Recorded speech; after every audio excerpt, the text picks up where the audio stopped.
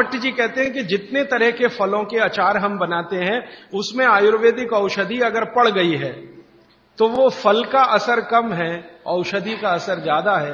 और आयुर्वेद की औषधियों को कुछ विशेष कॉम्बिनेशन में तेल के साथ अगर आप उपयोग कर रहे हैं तो असर सबसे ज्यादा है। माने बागवट जी के हिसाब से अचार आप जरूर खाएं, लेकिन इसमें उन्होंने बोला है कि अचार महत्व की बात है कि उसमें या तो मेथी हो, या तो अजवाइन हो, या तो जीरा हो, या तो हींग हो, दालचीनी हो, जो भी है, औषधि के बिना अचार ना खाएं। इस मेथी दाने के लिए एक बात वैसे मैंने महसूस की है, हमारे ज्यादातर घरों में अचार जितने भी बनते हैं सब में मेथी होती है ज्यादातर।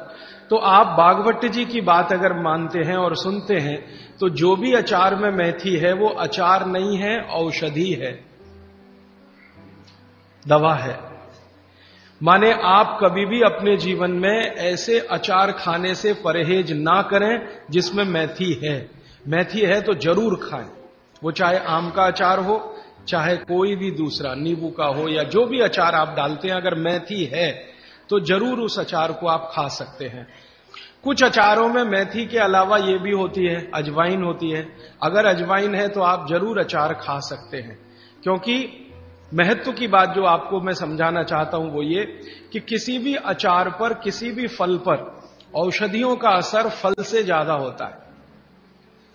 जो विज्ञान की बात है वो ये कि आपने अचार डाला, तो मान लो आम का फल था, आम के फल का अचार डाला, अब इस पे मेथी पड़ गई या इस पे पड़ गया ये अजवाइन पड़ गई, तो अजवाइन और मेथी दो ऐसी औषधियां हैं जो दूसरे के प्रभाव को बहुत कम और अपने प्रभाव को बढ़ा देती हैं।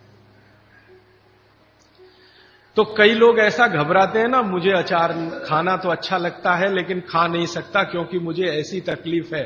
मैं आपको ये कहना चाहता हूं कि अगर मेथी पड़ी हुई है किसी भी अचार में और आप वात के रोगी हैं या आपको कफ की तकलीफ है तो बेझिझक वो अचार खाइए, तो अचार के साथ मेथी जाएगी। और अचार में पड़ी हुई मेथी का असर पानी की मेथी से कई गुना ज्यादा हो जाता है। मैंने जो मेथी आपको बताई वो पानी में रात को डाल के सुबह खाना, इसका जितना असर है, लेकिन अचार में डाली हुई मेथी का असर इससे कई गुना ज्यादा है, क्योंकि अचार में ये मेथी 5-6 महीने साल भर पड़ी रहती है। मेथी के बारे में बागवती जी कहते हैं कि तेल में मिलाकर अगर आपने इसको रख लिया तो बात वही है कि अचार में तो तेल भी है, बिना तेल के अचार नहीं है। अब मेथी उसमें डल गई तो आप समझ लीजिए कि इसकी शक्ति जो काम करने की है वो 20 गुनी ज्यादा होती है, कम से कम 20 गुनी ज्यादा होती है। तो इसलिए अचार में पड़ी हुई मेथी जितनी पुरानी होती जाएगी आपको उतनी ही लाभकारी है। और ठीक यही बात उन्होंने अजवाइन के लिए लिखी है कि अजवाइन अचार में पड़ गई है तो आप समझ लो कि वो बहुत गुनी बढ़ गई है। अब मैं ये दूसरे तरह से सोचता हूं कि हमारे घर में जो माताएं बहनें हैं वो कितनी वैज्ञानिक हैं कि अचार के रूप में मेथी को या अजवाइन को इस तरह से डालती हैं। वो अनजाने में कितना बड़ा विज्ञान का काम कर रही हैं।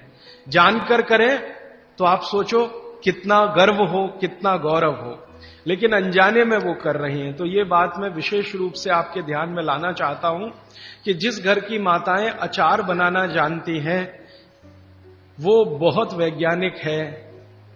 भले उन्होंने अपनी मां से सीखा हो या दादी मां से सीखा हो या नानी मां से सीखा हो, अनजाने में आपने एक ऐसी चीज सीख ली है जो दुनिया के बड़े बड़े डॉक्टर नहीं जानते।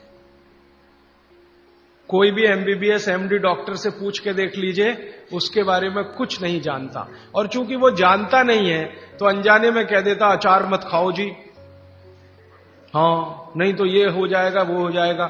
उसको ये मालूम नहीं है कि मेथी दाने का अचार है, अजवाइन का अचार है, जीरे का अचार है।